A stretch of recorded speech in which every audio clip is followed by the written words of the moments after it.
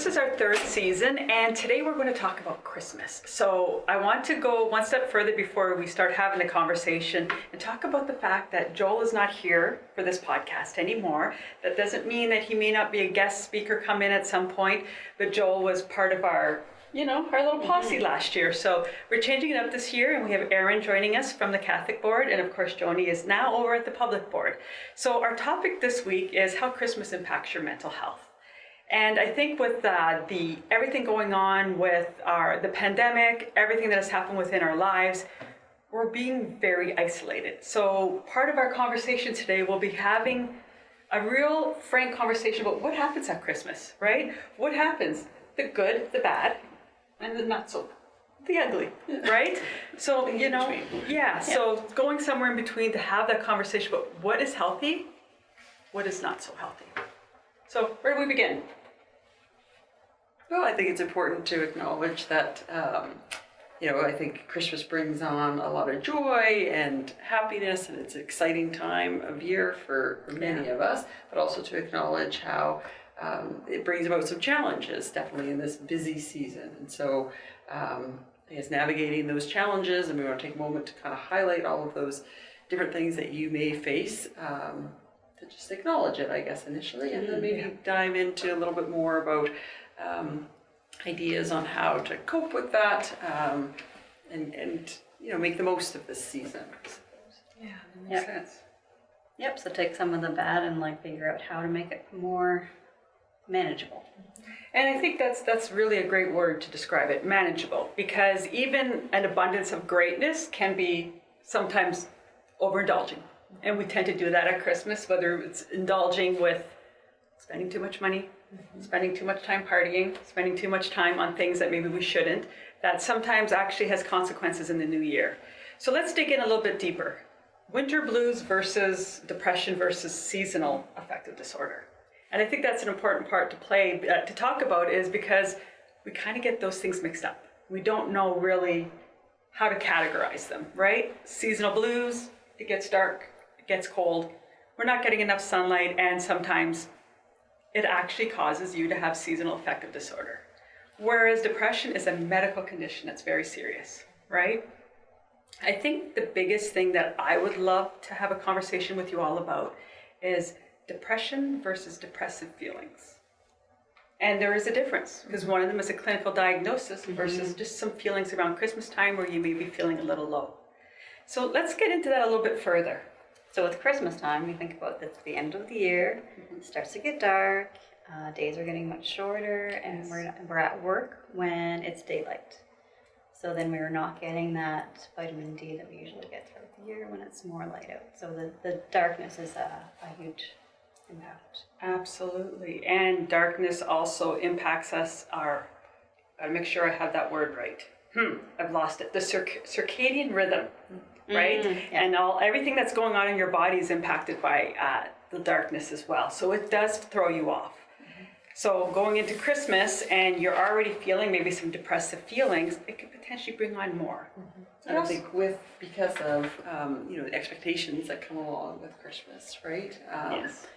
And providing that, and so I guess it's this idea that we want to do all of these things, or maybe expected to do all these things. It could be that there is more demands of us, right? And if you have those depressive symptoms and feelings, that those demands could be exacerbated by the demands that are placed upon us, and feeling that much lower because you're not meeting those expectations. Yeah, and think about what expectations are you trying to meet. You look on Facebook and all of your friends are doing this, and it's all looks so positive. Yes. And you try to live up to that, and it's just very yes. Oh, draining, I can't do it. And I think that's a really good thing to mention to our audience, is that feeling of needing to keep up with what we see on social media. That is fake. That is not real, and it is not a real world. Even those families that look like the perfect family have some downtime and have some issues that happen when the lights are off, when the photos are gone, and they have to deal with it.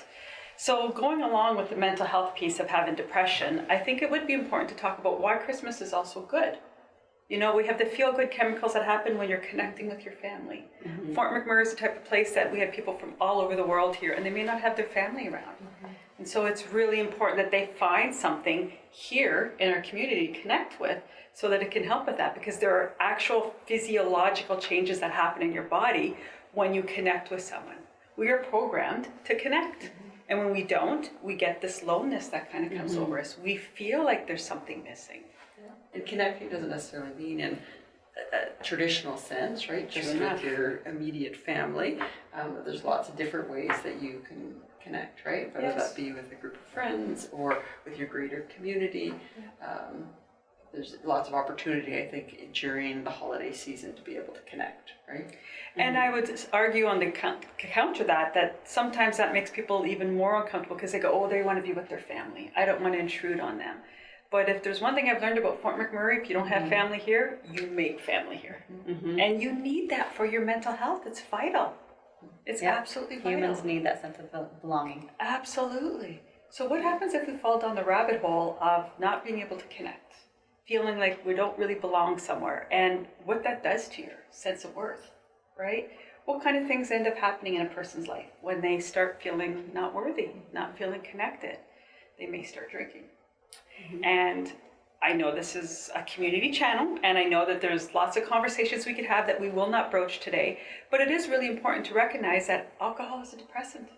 It actually is. So if somebody's already feeling low, alcohol will actually add to that and actually make them feel worse. And it's not the answer, but you get really stuck.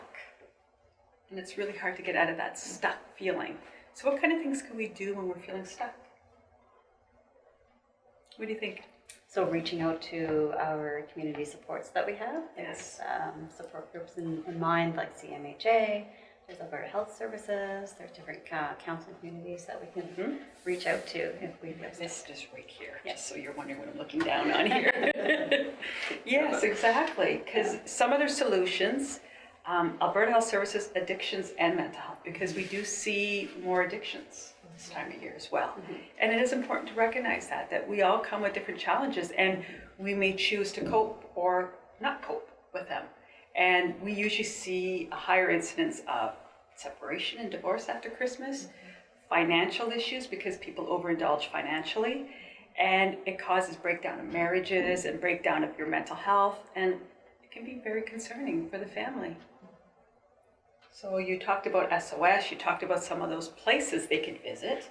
You mentioned about connecting with people here and doing that piece. But what are we hearing here in Fort McMurray the most? What are we hearing from those families who don't have any other family here? How do they get through some of those rough times? Can you think of some of the clients you've worked with over the years and some of the messages they gave back to you about, the holidays were tough this year? And I would say their underlying thing has always been a sense of loneliness. When they don't necessarily have to be lonely if they're able to make those connections. Finding your niche. Finding it. Yeah. But it's So hard. exploring those things that you're really interested in. Yes. Like some people enjoy music, some people enjoy painting, some people enjoy writing. It just depends what your outlet is, and you can kind of explore different avenues and different people that enjoy that. And Yeah, I think that's true. And making the plan before Christmas. Because once you start Christmas, you have this overwhelming need of, oh, everyone's doing their family thing, and you kind of hunker down. It's cold, you don't want to go outside anyway.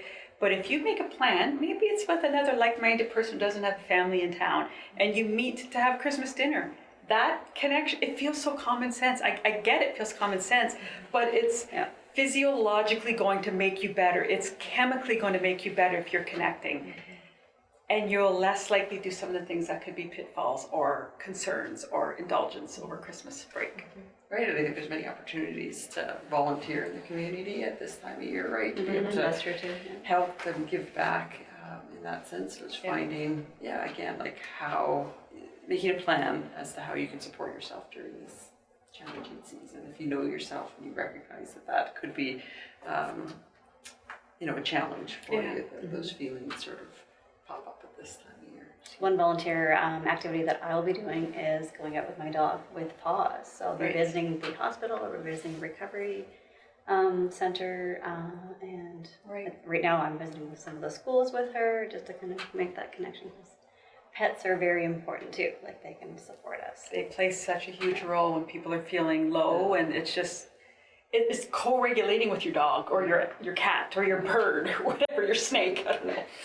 But it's having something that you feel connected to. Again, connection. Yeah. It's about connection during this time of year. Don't underestimate, right, the power Yeah. of that Yeah. connection, whether it be with a pet or Someone, an something. animal, or Yeah. nature, right? Yes. Yes, There's yeah. just so many different ways that we can. Yeah. But being self-aware, I think that would be the other piece is you may not recognize these signs until you're in the thick of it. Like I said earlier, understanding that piece and reaching out for help is so important. And it may not be that you're going, oh, I'm severely depressed. It may not even be that you've never had anyone tell you have depressive feelings. But if you're starting to feel that loneliness every year when the dark season hits and you start feeling that loneliness and isolation, reaching out for help is really important. And if you have children in school, it really literally could be the school counselor saying, hey, which resources work for me, for you, for our kids, right? And they'll get you someone to help you with that. I think the pressure that families are under at Christmas is significant. Depression itself has doubled in the last 10 years, and I would argue that's way lower. Mm-hmm. I'm going to say that again. Depression, Statistics Canada said that depression, not said, they didn't talk to me, I read it in a book. They said that depression has doubled. Those are the people who acknowledged it and did the statistics, right? Like actually cooperated in it. Many people don't acknowledge when they're depressed. They don't know how, they don't know what to say, so they keep it quiet, right? So I would say that number is way, way low. Yeah. I'd agree with that. So then what now? So you said pause, you say with your pet, your dog, because you're certified, let me make sure I have that wording. Okay, no, I'm not gonna get it, go ahead, say it. So she's certified as a therapy dog Right, through PAWS, so Pets and Wellness Society. okay. Yeah. Which is what we're gonna do. PAWS, yeah. PAWS. We are gonna do another podcast on the impact of animals in your life, pause specifically, and hopefully you'll be able to bring your pet. Yes, hopefully That would I'll be able to bring wonderful, him, and we yeah. could have a conversation about how that impacts your body and your brain, and again, that connection piece, because animals sense so much. Yeah. They really, really do. Mhm, yeah. So, okay, so all of that being said, we know that Christmas can be difficult. We know that there are a lot of great things about Christmas that make you go, oh, I love it. I love it. I loved all the moments I had with my family. I was so excited when my kids opened up their gifts and it was so fantastic. And then January 1st comes around and you're like, oh, the credit card bill. Right? It's difficult. And so again, that indulgent piece really comes into play. So we've talked about depression, we've talked about seasonal affective disorder, we've talked about just like the seasonal blues and stuff like that, and the indulgence piece. Is there anything as counselors that you would recommend to, say, our audience, over and above what we talked about, connection, reaching out, talking to someone and being aware of your needs, making family here even if they're not biological family? Those are all things that seem very common sense, and yet we don't do them. Yeah, and I think that that's what tends to happen in the busyness of the season, right? Some of those things we forget about. And I think going back, ultimately, reminding ourselves in this busy season of those simple, like basic needs that we still need to meet during this maybe high stress time, right? Yes. For families, for individuals, and going back to making sure that you're getting a good night's rest, right? And you're sleeping at night, because that's going to make you better equipped to be able to manage all these different demands and the busyness that comes about of it. And right? that's the first thing to go, like the self-care, Yeah. especially the mom. You're like, oh, I have to do this for my kids. And you just focus on them and making sure that they have like a good holiday, and you Right, forget yeah, about because taking care of yourself, and then you end up. Self-care is important. Yeah, but the basic It's things, right? you Of you sleep said it. and Yeah. being able to, eating, properly and nutritiously, right? We're not saying don't overindulge or enjoy the sweets. You're going but to. yeah, We all but, do. But at Yeah. the same time, just being cognizant of how that can have an impact on, Yeah. your being and your way of coping.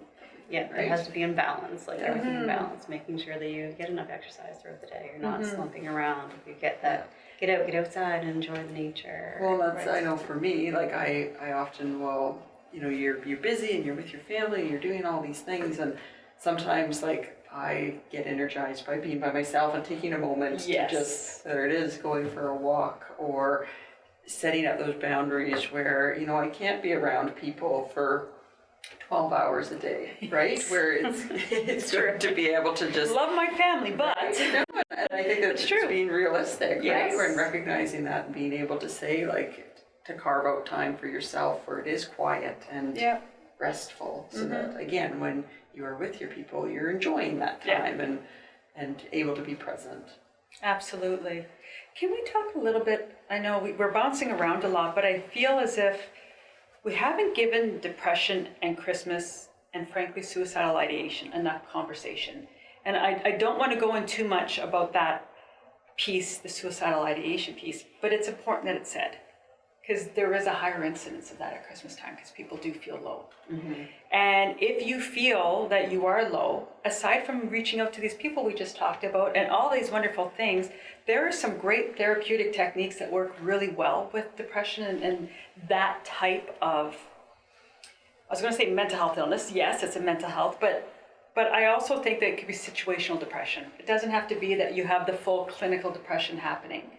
But you may need to go on medication to kind of help support yourself with that because you have a chemical imbalance.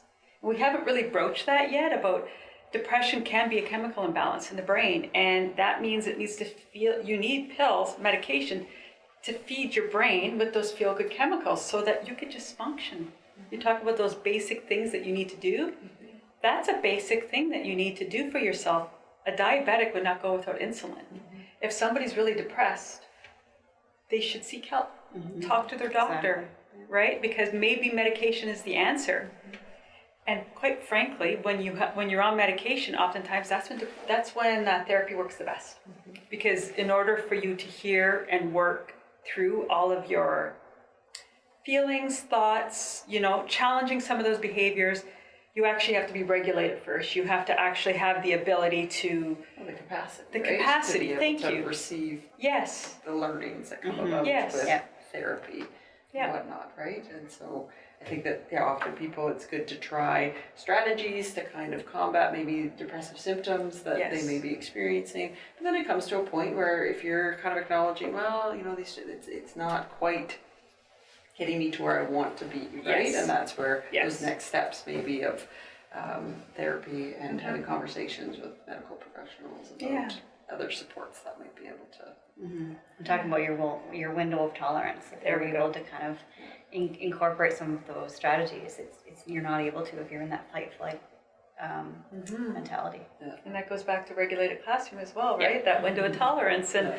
you're right. If you're in fight flight, how could you be reasoning with? How can you reason with someone in that state? How can you have memory recall to actually be reasoned with and go, okay, this is what you need to do. This is the steps you need to take.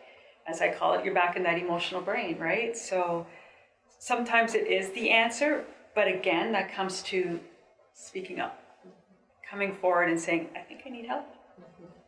And sometimes that can be really difficult. I was going to say that's probably the hardest step. Yeah, because there's a lot of fear behind that.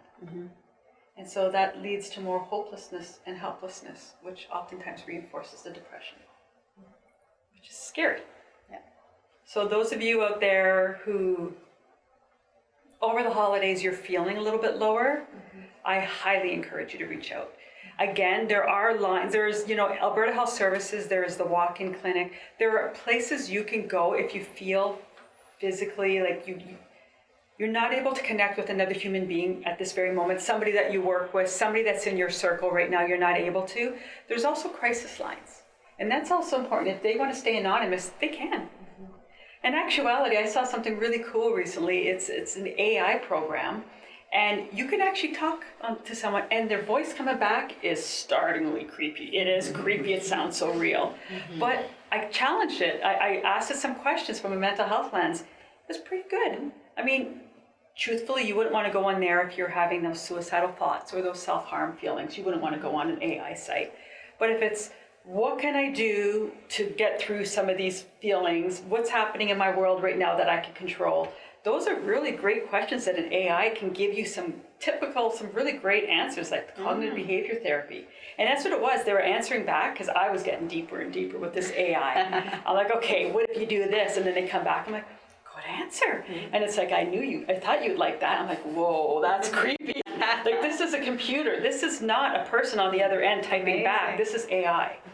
So again, if there's no one that you feel you can reach out to, or you're not too sure if you have it in you to say it out loud yet, there is hope online as well. And whether it be a crisis line that you call and you're anonymous, or, pardon me, like the AI piece, because it is typing. It is all you're doing is you're typing out your thoughts, and they're giving you some really great solutions that maybe you couldn't think about in that time because you were caught up in your own feelings, whether that be the emotional brain piece, right? Something to explore. And you don't have to pay anyone, right? You don't have to see a doctor That's for really that. cool. That's like in addition to like if you wanted to do just journaling and reaching out to AI. It's super cool because you're putting out your words on this, right? So it is like journaling. You are having an opportunity to talk about things in a really productive way. And even if they didn't say anything back, that helps. Just getting that out. Yeah. Right? So it's a reasonable solution now. I was very surprised. And it was even cracking jokes with me. It kept cracking jokes. I'm like, okay, there's someone on the other end of this doing this. But no, it's just the AI program was formed to be able to respond to everything I say that way. I'm not saying it's the end all be all, because I think there's a time and a place for something like that. It's got to be the lower level stuff, the superficial stuff. I'm having some thoughts about, I don't know how to handle this. My self-worth is a little bit low. Give me some strategies to get out of my own head. Go for a walk, Connect, all the things we've been saying here, right? Connect with someone. But in that moment, maybe it's just what you needed to hear to kind of help you get through the Christmas holidays.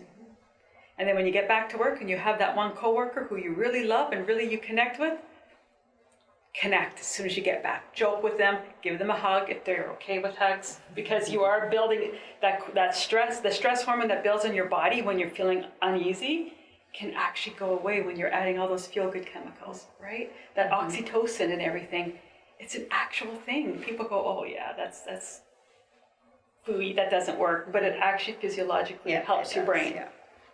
So I was having that same conversation today with students because we were doing, I have a small group and we were doing exercises. So I was sharing with kids kind of physiologically, there's science behind this, that when we do certain things, it really does help our mood, right?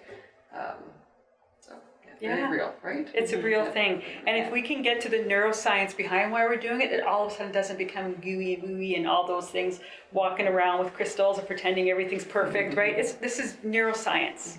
This helps us learn and grow. So I'm cognizant of the time. I know we don't have a lot of time left, and I want to make sure that our audience has some takeaways with regards to Christmas, how great it can be, but also how it can also be really lonely and tough. What would be your takeaway that you would want to make sure that our audience is really tuning into? There's so much that you said.